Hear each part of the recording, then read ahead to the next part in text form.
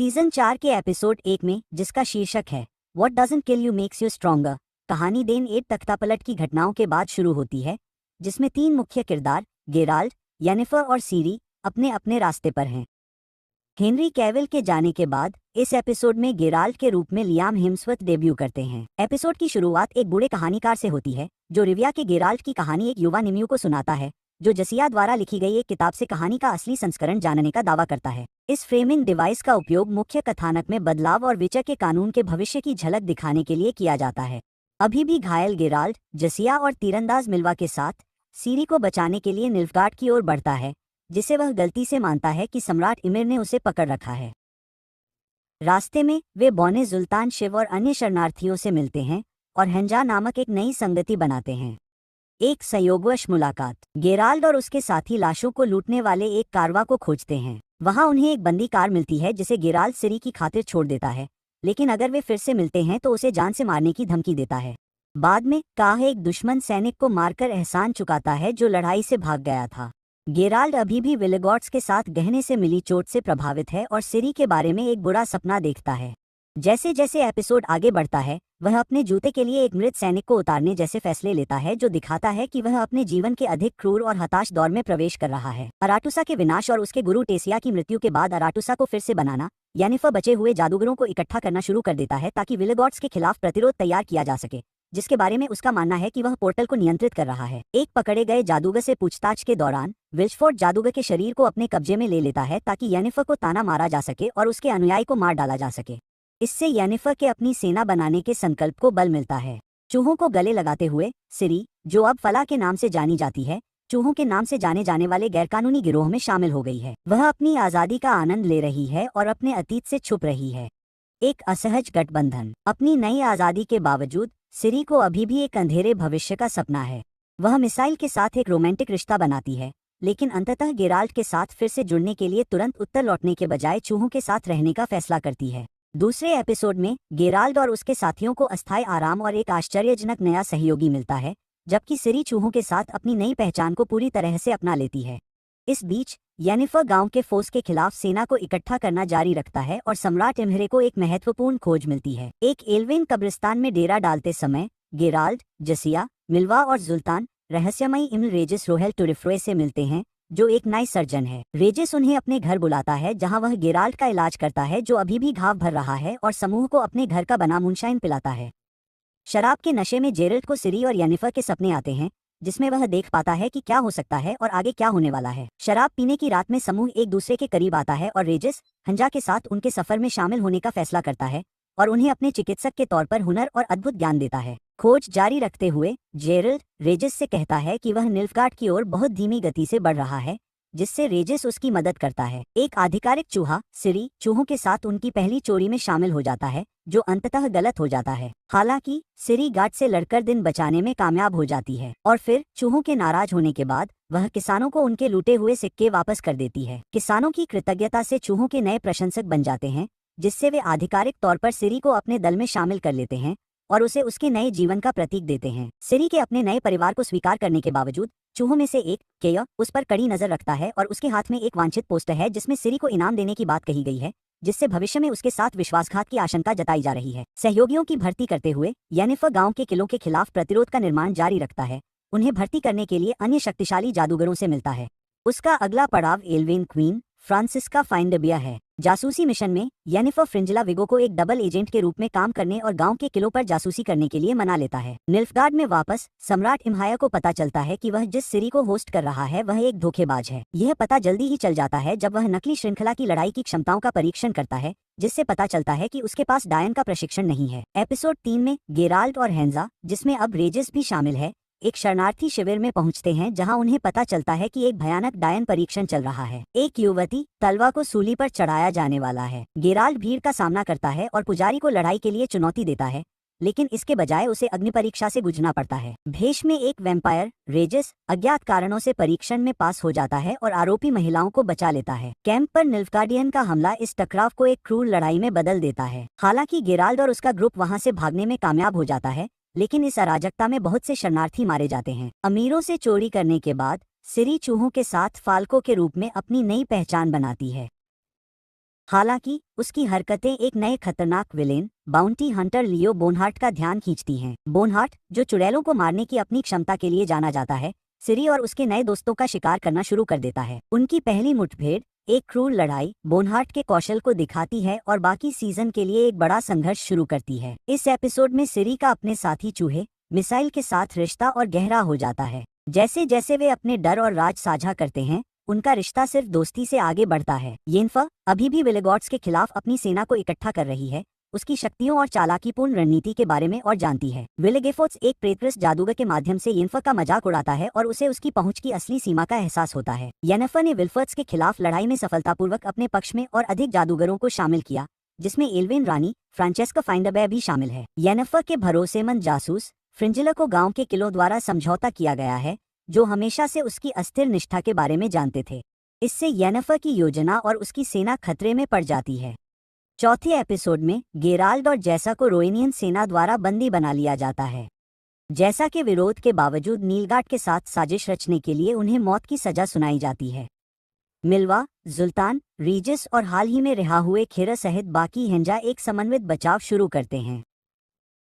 एक खूनी लड़ाई के दौरान एक घायल खीर और बोना जेरल्ड की ओर से लड़कर अपनी वफादारी दिखाते हैं। जेरल्ड रीजिस द्वारा दिए गए एक शक्तिशाली विचर एलिक्सिर का उपयोग करता है, जिससे वह दोनों पक्षों के सैनिकों को नष्ट कर सकता है। जब काहिर उसकी दया पर होता है तो जसिया आहत हो जाती है, जिससे गेराल्ट को बदला लेने के लिए अपने दोस्त को चुनना पड़ता है। रेजिस एक अज्ञात अलौकिक शक्ति का उपयोग करके हेंजर को भागने में मदद करता है, जिससे विस्फोट होता है। यह उसके पहले के कारनामों के साथ मिलकर गेराल्ट के लिए उसके पैशाचिक स्वभाव की पुष्टि करता है। सिरी और चूहों का सामना एक ग्रेलॉक से होता है, जो आमतौर पर एक परजीवी से संक्रमित प्राणी होता है।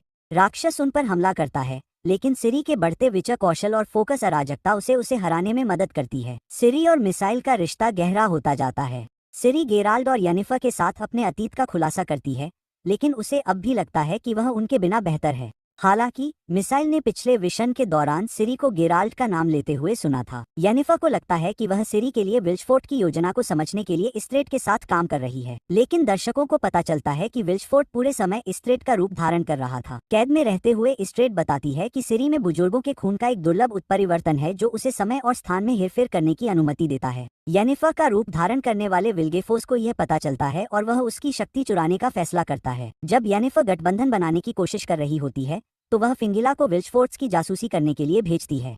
हालांकि फ्रिंजिला एक डबल एजेंट है, जो दोनों पक्षों के लिए काम करती है। विल्फोर्ड्स को शुरू से ही उसकी अस्थिर निष्ठा का पता था और वह उसे और इस्ट्रेट को फंसा लेता है। यह एपिसोड सीजन के आधे रास्ते को चिन्हित करता है, संघर्ष को बढ़ाता है और पात्रों के लिए बोर्ड को फिर से सेट करता है। गेराल्ट को अपने हेंजा के साथ अपनी यात्रा में नया अर्थ मिलता है। सिरी अपनी असली शक्ति और उसके साथ आने वाले खतरों की खोज जारी रखती है, और येनिफा का गठबंधन धोखे और विश्वासघात से जटिल हो जाता है। 5वें एपिसोड में एपिसोड 4 में उनके खूनी बचाव के बाद गेराल्ड, जसिया, मिल्वा, जुल्तान, रेजिस और काह आराम करने और ठीक होने के लिए एक सुरक्षित जगह पाते हैं। समूह कैंप फायर के आसपास कहानियां साझा करता है, जिससे उनके बंधन मजबूत होते हैं। इस एपिसोड में एनिमेटेड कहानी कहने का एक क्रम है, जहां रेजिस अपने अतीत को याद करता है और अपने वैम्पायरवाद का वजन उजागर करता है। इससे हेंजा को रेजिस के इतिहास और उद्देश्यों को समझने में मदद मिलती है। अस्थायी शांति के बावजूद एपिसोड एक ऐसे भाव के साथ समाप्त होता है जो हेंजा को याद दिलाता है कि उनका आराम केवल अस्थायी है और खतरा उनका इंतजार कर रहा है। एपिसोड 6 में येनिफा जादूगरनियों की अपनी सेना का नेतृत्व करते हुए शक्तिशाली और खलनायक गांव के किलों के खिलाफ आखिरी मोर्चा खोलती है। आगामी संघर्ष सोडेन हिल की लड़ाई की याद दिलाता है। युद्ध में विश्वास और विश्वासघात दोनों के क्षण हैं। येनिफा अभी भी विल्फिट्स और उसके डबल एजेंट फ्रिंजिला के हेरफेर से जूझ रही है। उसे इन बदलते गठबंधनों और उसके आसपास की जादूगरनियों की वफादारी को समझना होगा। इस एपिसोड में जादुई एक्शन सीक्वेंस और जादू टोना के दमदार प्रदर्शन हैं, जो येनिफा और जादूगरनियों की ताकत और रणनीतिक क्षमता को प्रदर्शित करते हैं। एक महंगी लड़ाई। युद्ध में दोनों पक्षों को नुकसान होता है, जिसमें येनिफा के कुछ प्रमुख सहयोगी भी शामिल हैं। भारी नुकसान के बावजूद विल्फोर्ड्स भागने में सफल हो जाता है। युद्ध के बाद येनिफा कुछ बची हुई जादूगरनियों के साथ एक बहनचारा बनाती है, लेकिन अंत में वह हिसाब बराबर करने के लिए अकेले ही विल्फोर्ड्स पर हमला करने का फैसला करती है। एपिसोड की कहानी और सीजन के मध्य में होने वाली घटनाएं पात्रों के लिए बड़े संघर्ष का पूर्वाभास कराती हैं। कहानीकार निम्यू से जुड़े फ्रेमिंग डिवाइस चुड़ैल के नियमों के भविष्य को स्थापित करना जारी रखते हैं। इस बीच गेराल्ट की यात्रा पर हेंजा आगे बढ़ता है। जबकि येनिफर मोटे कार्वो में है, गेराल्ड और उसका हंजा अभी भी अपनी यात्रा पर हैं। चूहों के साथ सिरी का नया जीवन उसके विवेक पर भारी पड़ने लगता है। वह समूह की अराजक लूट पर सवाल उठाती है और उनकी बढ़ती क्रूरता से परेशान हो जाती है। इनाम का शिकारी लियो बोनहार्ट सिरी और चूहों का पीछा करना जारी रखता है। सिरी के लिए उसकी बढ़ती क्रूरता और खतरा उसके लिए एक नया संकट खड़ा कर देता है, खासकर तब जब उसकी फला के रूप में पहचान को चुनौती दी जाती है। चूहे, खासकर सिरी के प्रेमी मिसाइल के पास सिरी की असली पहचान के बारे में जानकारी हो सकती है, जिससे सिरी और भी खतरे में पड़ सकती है। इस एपिसोड में एक अहम पल फिंगिला से जुड़ा है, जो पहले विल्फोर्ड्स के खिलाफ येनिफर का साथ देती थी। हालांकि विल्फोर्ड्स फिंगिला के धोखे का खुलासा कर देता है, जिससे येनिफर को यह सवाल उठता है कि वह किस पर भरोसा करे। एपिसोड 7 में गेराल्ड और येनिफर फिर से मिल जाते हैं। एपिसोड 6 में मोटे कार्वो में विल्फोर्ड्स के साथ येनिफर के रणनीतिक जादुई मुकाबले के बाद उसे पता चलता है कि सिरी साम्राज्य में कैद एक धोखेबाज है। येनिफर एक पोर्टल का इस्तेमाल करके नकली सिरी टेरान का सामना करती है और उसे पता चलता है कि विल्फोर्ड्स ने ही उसे बरगलाया था। फिर वह गेराल्ड से मिलती है और वह उसे अपनी सारी जानकारी बताती है और आखिरकार दोनों फिर से मिल जाते हैं। गेराल्ड और येनिफर का एक संक्षिप्त लेकिन भावुक पुनर्मिलन होता है, जो सिरी को खोजने और अपने बंधन को मजबूत करने की उनकी प्रतिबद्धता की पुष्टि करता है। अपने पुनर्मिलन के बावजूद येनिफर और गेराल्ड समझते हैं कि सिरी को बचाने के लिए उन्हें विभाजित और जीतना होगा। येनिफर सीधे गाँव के सैनिकों पर हमला करने का फैसला करता है, यह मानते हुए कि वह सिरी और शेष जादूगरों के लिए सबसे बड़ा खतरा है। टिस्सा की मदद से येनिफर एक कमजोर गांव का पता लगाने में सक्षम होता है और उसे स्टिगर कैसल में उसके छिपे हुए स्थान तक पहुंचाता है।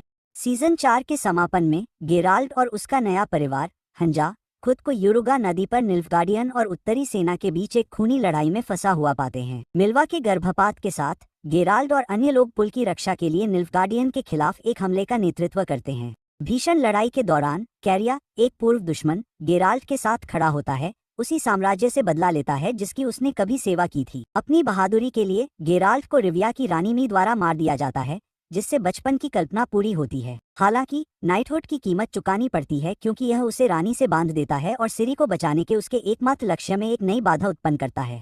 यह एहसास गेराल्ड को खालीपन का एहसास कराता है, क्योंकि उसका असली सपना, अपने परिवार को फिर से मिलाना, अभी भी दूर है। सिरी का अपने परिवार चूहों के साथ समय दुखद रूप से समाप्त होता है।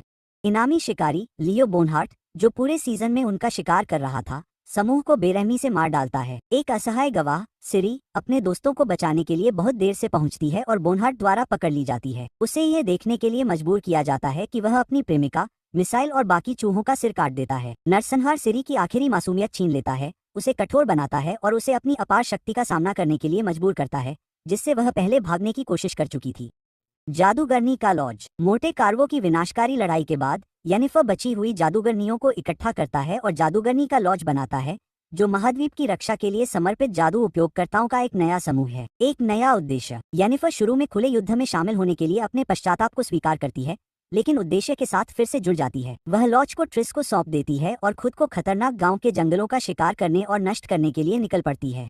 विल्चफोर्ड्स का पीछा करते हुए वह विल्चफोर्ड्स को स्टिगर कैसल में उसके ठिकाने तक ट्रैक करती है, जहां वह समुद्र के बीच में एक भंवर से तैरकर पहुंचती है। यह जानने के बाद कि सिरी के साथ गेराल्ड का भाग्य उसे उस पर दावा करने से रोकता है, सम्राट इमाया ने फैसला किया कि गेराल्ड को मरना होगा। आखिरी दृश्य में आखिरी खतरा उसके महल से एक अदृश्य राक्षस को बाहर निकालता है और उसे गेराल्ड के पीछे भेजता है। जानवर गेराल्ड को भावनात्मक संपत्ति रेनफ्रे का ब्रोच देता है, ताकि वह गंध से उसका पता लगा सके। यह प्रतीकात्मक कार्य गेराल्ड की यादों को उसके खिलाफ मोड़ देता है और श्रृंखला के अंतिम संघर्ष की शुरुआत करता है।